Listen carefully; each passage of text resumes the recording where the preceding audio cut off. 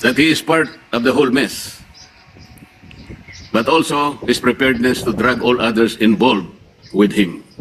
Para bang sinabi niya na kung babagsak man siya, Ginoong Pangulo, hindi siya papayag na siya lang ang mag-isa. Hihilahin din niya ang iba pababa kasama niya. Kung ibabagsak siya, at subukan lang, ay may dadamay siya, di ba? O maliwanag na meron ngang nangyari. At parang inaamin niya na rin ang mga nangyari noon na siya ang may kagagawan. Di ba?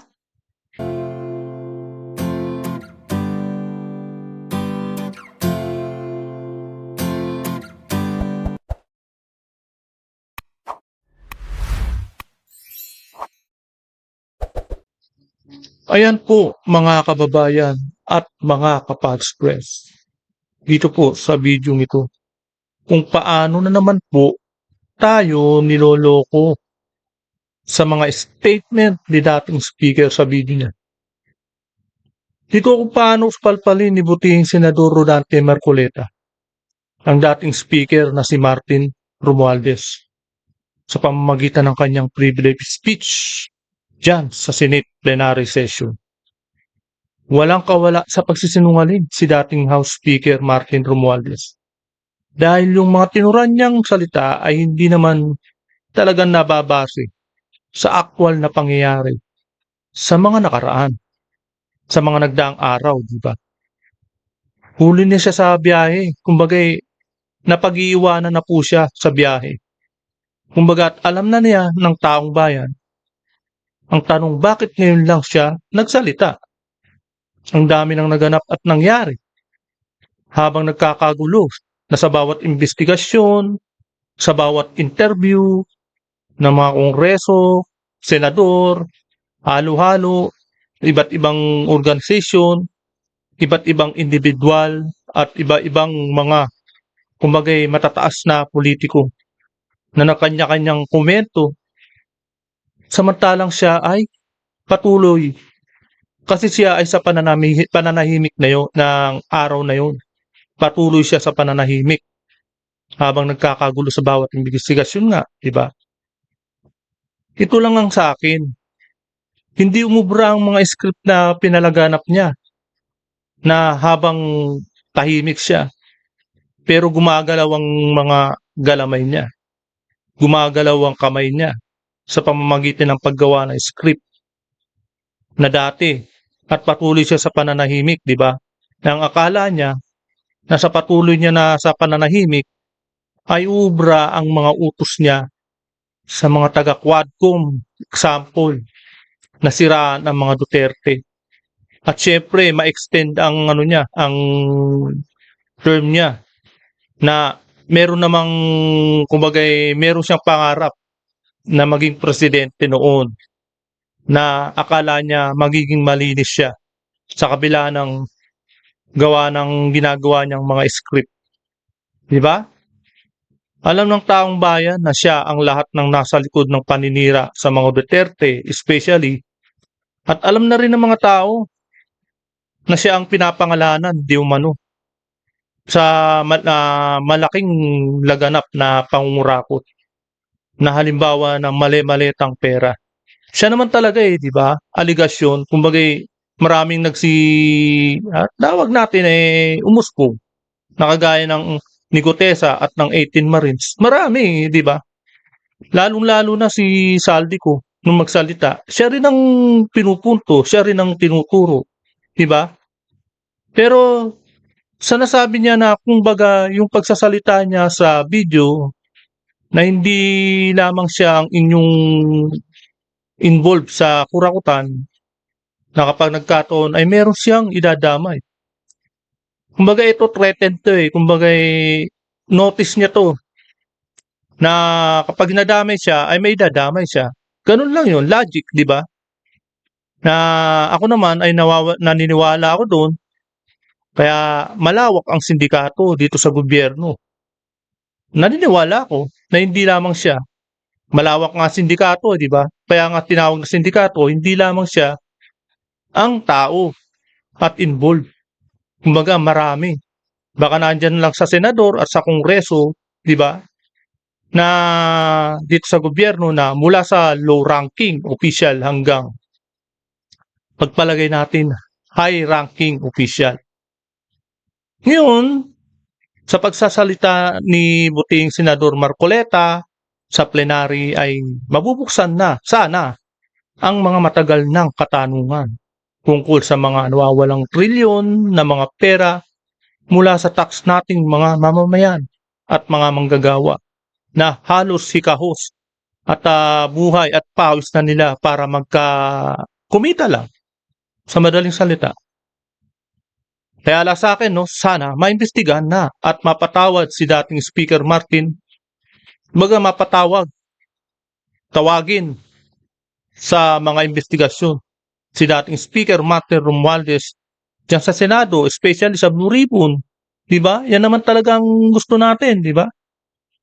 Pero, kumbagay, huwag tayo mag-focus dyan.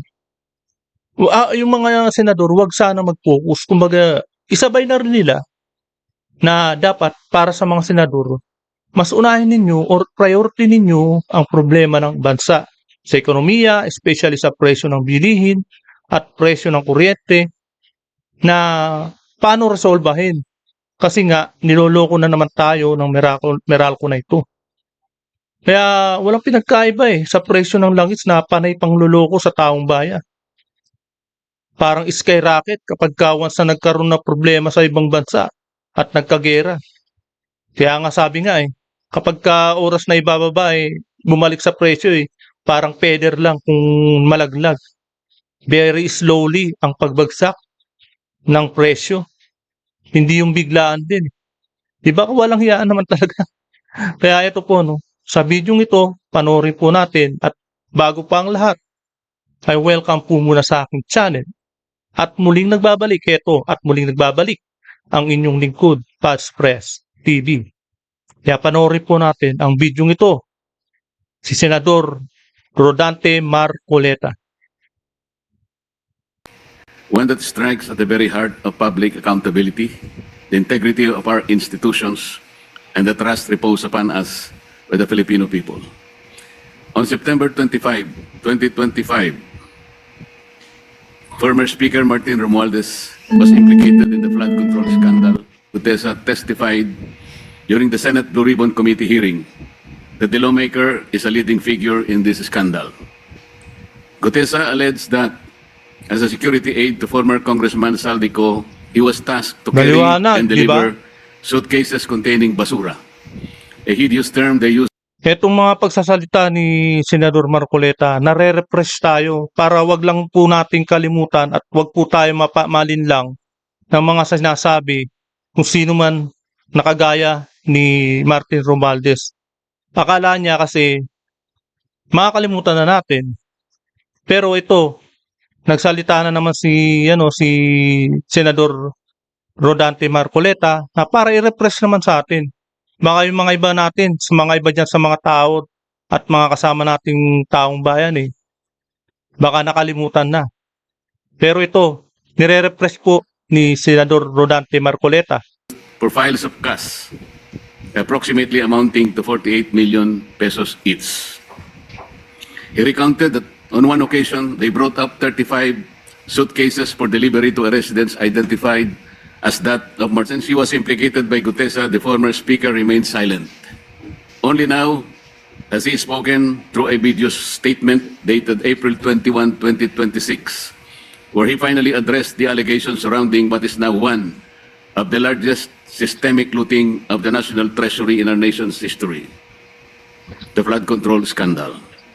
Ngunit imbes na maliwanagan ang taong bayan, ang kanyang mga pahayag ay lalong nagbunga ng mas maraming tanong kaysa sagot, Ginoong Pangulo. At first glance, the statement appears to be a defense grounded in law, process, and institutional structure. Maliwanag pa rin sa sikat ng araw na marami pa rin naman takot kay Speaker Martin Romualdez. Kasi involved nga sila Ang hindi lang talaga natatakot kay Speaker Romualdez, yung mga walang bahid ng korupsyon. Yung bagay hindi na nakisawsaw noong 19 Congress sa korupsyon. Kaya yan, ito po, panoorin po natin at tuloy ang video ito. Upon closer examination, Mr. President, this is not a clarification but a calculated narrative. And it is our duty as members of this chamber to dissect this narrative, expose its inconsistencies, and ensure that the truth is not buried beneath rhetoric. His justification for his prolonged silence, an alleged act of respect for the legal process. But lest we forget, this is the same individual who declined the invitation to appear before the Senate to answer questions under oath. The same individual bestowed upon the inter-parliamentary courtesy by the chairman of the Blue Ribbon Committee. Let us be clear. Respect for the legal process is not measured by selective participation. It is demonstrated through full and transparent cooperation, especially when public funds and national interest are at stake. Silence and inaction become complicity. He further claimed that he has cooperated with the Independent Commission for Infrastructure, or ICI, submitting affidavits and documents. But this alleged cooperation was done behind closed doors, without public scrutiny and without any verifiable records accessible to the Filipino people. Until now, when he conveniently authorizes its release. Why only now? Why at a time when the narrative is tightening, when testimonies are emerging, and when key personalities are poised to re-enter the jurisdiction of our laws? Mr. President, timing is everything. And in this case, timing speaks volumes. Let us now address the core of his defense. The claim that he cannot be the mastermind because the budget process is collective, multi-layered, and shared across branches of the government. The former speaker asked, how can I be the mastermind? That the question itself is revealing. By contesting only the label of Kumbagay, itinuturing niya yung sarili niya. Kapag nadamay siya, idadamay niya lahat. Ngayon, tanggap niya ba na mastermind siya? Di ba? Yung mga tao alam na kahit na hindi niya naman sabihin. Di ba? being the mastermind, he implicitly concedes that he was part of the very system he enabled, the corruption in flood control projects. He deliberately tried to downplay the role of leadership within that process. The issue then is no longer whether wrongdoing was committed, but the extent of his role in allowing it. Mr. President, those of us who walk through the halls of Congress know this. Nothing moves in the House without the imprimatur of its leadership. The Speaker of the House is not a ceremonial figure. He is not a just passive participant. He is the central authority who controls the legislative agenda, influences committee Ganun outputs, talaga. and ultimately determines what reaches the plenary. To say that the Speaker is merely one voice among many Oh. is to paint a picture of the House Alam naman natin na ang napakalagang batas kumbaga may nagpapalagay at mga nagko-concern ng mga na mga ordinaryong congressman lang, 'di ba? Kung yung mga ordinaryong congressman lang concern sila alam nila lahat at alam na alam. Yung pa kaya speaker na napakataas sa kongreso, 'di ba? Dalawa yan President, Senate President at Speaker of the House Alam naman sila yung nagmamando. 'Di ba? Posibleng hindi alam. that is devoid of reality. Mr. President, alam po nating lahat ang kalakaran sa Kongreso. Nasa kamay ng Tama. liderato ang kumpas na magpapasulong sa anumang inisyatibo. Dahil si Senador Rondate Marcoleta lamang at siya ang galing sa Congress, diyan sa House. Kaya alam na alam niya ang pasikot-sikot diyan sa House of the Representative. Alam na alam niya. Kaya ito, talagang pinatutunayan niya kung paano ang galawan diyan sa House of Representative. By asking how he can be the mastermind, the former speaker hid behind the complexity of bureaucracy. He repeatedly and thoroughly discussed the entire budget process while also passing the blame to the executive in line with its oversight on implementation and in line with the principle of command responsibility. But Mr. President, the records of previous congressional and Senate hearings can attest to the fact that corruption does exist within the entire budget process, from budget planning by the executive to budget deliberation by Congress to implementation by the agencies and down to the final Oh, scrutiny lahat by the yan. Commission on Audit. O, tama. To be more specific, while the executive submits the budget proposal, the House leadership decides which amendments are made during the bicameral conference. This is where the real flood control happens. Amendments ha, di ba? Alam naman ng speaker yan. Kaya walang matatakpan at walang pagtatakip diyan. Baga kahit na magsalita ka pa ng ilang milyon, ikaw at ikaw pa rin ang tinuturo. 2025, 2022, 23, 24, 2025, hawak mo ang pagka-speaker, di ba? Imposibleng hindi mo alam at hindi ka involved diyan. Pero sa bagay na nasabi mo na rin na kapag ka kumbaga na-involve ka na, idadamay mo ang mga iba. Marami yan, sigurado. Marami ang tumanggap ng maleta eh. Alam mo kung sino-sino yung mga nakatanggap ng maleta. Malamang at sa malamang. Madadamay yung mga tumanggap ng maleta dyan. Kahit na envelope lang, kahit yung paper bag lang, madadamay yung mga yan kapag nagsalita na ang speaker. Not in the control of rivers, but in the diversion of funds. Sir, the Speaker's defense further falls apart the moment he passes the buck to the former Senate President Chis Escudero.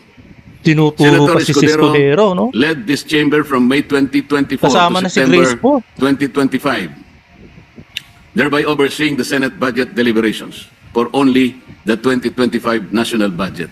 Romualdez, on the other hand, served as the House Speaker from July 2022 to September 2025, overseeing the full cycle of three national budgets, 2023, 2024, and 2025. Mr. President, the former Speaker also issued a statement that should deeply concern this institution and the entire nation. He declared that he will not go alone and that he knows many things about the current and the past administrations. What does this mean? This is not only a tacit admission that he is part of the whole mess, but also his preparedness to drag all others involved with him. Para bang sinabi niya na kung babagsak man siya, Ginoong Pangulo, hindi siya papayag na siya lang ang mag-isa. Hihilahin din niya ang iba pababa kasama niya. Is this a big threat, May alam. Mr. Maraming President? alam. Is this an admission of knowledge of broader wrongdoing? Or is this an attempt to leverage information as a shield against accountability? If he indeed has knowledge that could implicate others, then he has a duty, not a choice, to disclose it fully and immediately. Truth is not a bargaining chip, Mr. President. It is an obligation owed to the Filipino people. Mr. President, let us not be distracted by narratives of victimhood or claims of political persecution. The issue before us is simple. Public funds intended for flood control, funds meant to protect lives, livelihoods, and communities have been misused, diverted, or rendered ineffective through systemic anomalies. If you create, or worse, deliberately tolerate, as the Speaker, an environment where anomalies are allowed to fester and flourish, where corruption becomes blatant and normalized, then you are not merely complicit. You can be also a mastermind. If you appoint a committee chair who not only overlook the red flags but also helps facilitate widespread corruption, you are answerable. You cannot invoke command responsibility in other departments yet isolate yourself from the doings of your own chamber. If you preside over a system where questionable allocations persist year after year, you are accountable. Mr. President, accountability cannot be selective. It cannot be convenient. And it certainly cannot be avoided through technicalities nor rhetoric maneuverings. The Filipino people are watching. They are demanding answers. And they deserve nothing less than the full truth. Ang sabi po nila, Ginoong Pangulo, huwag ninyo kaming linlangin. Huwag ninyo kaming paikutin. Ang katahimikan at pagbulag-bulagan ay hindi kawalang kaalaman, bagkus ito'y pakikiisa sa katiwalian. Kapag pikit mata o tikong bibig, ninyong hinayaang mag-ugat at mamayagpag ang anomalya, hindi po iyon inosenteng pagkukulang, kabilang na kayo sa sistemang nagbibigay daan sa paglaganap nito. Mr. President, Tama yung sinabi ni Senador Marcoleta, tandaan po natin. Huwag po tayo magbingi-bingihan at huwag magbulag-bulagan. Especially, higit sa lahat, huwag po tayo makakalimot dahil ang laki-laki ng nawala na pera sa atin. Araw-arawin po natin, kumbaga, hanggat maaari, di ba? Pero, hindi po tayo dapat makalimot sa mga ginawa nila dyan. Heto, at nagsalita, di ba, si speaker? Ayun nga, sinabi niya. Pero, hindi natin tatantanan at hindi natin makakalimutan kung sino ang mastermind na tinuro di umano ng mga 18 Marines at ni Gutesa. At siyempre, nabanggit na rin ng Diskaya, di ba? Sa unang hearing ng Blue Ribbon na hawak ni Chairman Rodante Marcoleta noon, na siya sa masamang palad natigil lang. Talagang talagang hininto sa pamamagitan kung sinong tao man yun ang nagpahinto. Alam naman natin kung sino nagpahinto at sino-sino ang mga kinabahan at tataranta nung oras na yun. Diba? Kaya tuloy po natin ang video ito.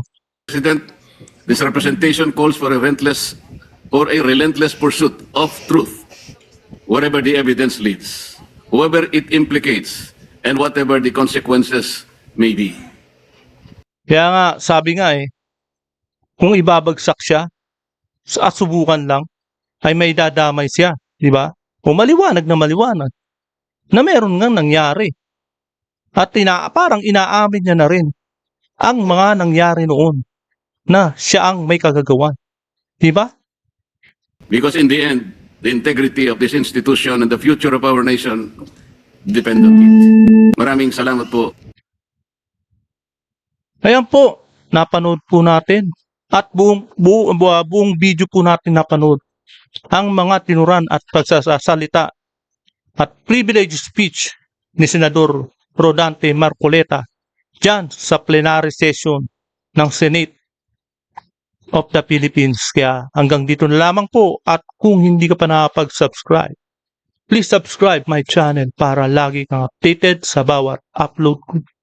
Maraming salamat.